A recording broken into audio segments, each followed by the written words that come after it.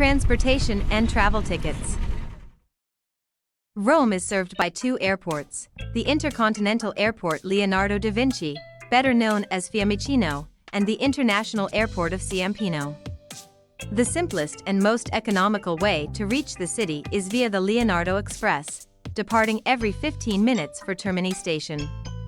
The 32-minute journey without intermediate stops currently costs €14 for adults and is free for children under 4 years old.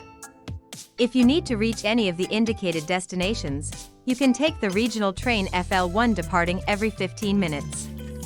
Tickets can be purchased at the station. As for Ciampino Airport, Fiumicino is served by several buses from different private companies. You can consult various websites for destinations and prices. Outside both airports, you'll always find a taxi waiting for you.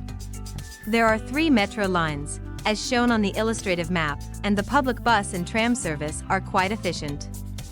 To get around Rome using public transport, you can purchase various types of tickets. The Roma Pass is also available, a tourist cultural card valid for 72 or 48 hours, which includes discounts for various attractions and visits. You can buy them here.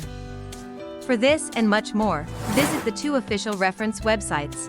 You'll find lots of useful information for getting around the city. Ending notes.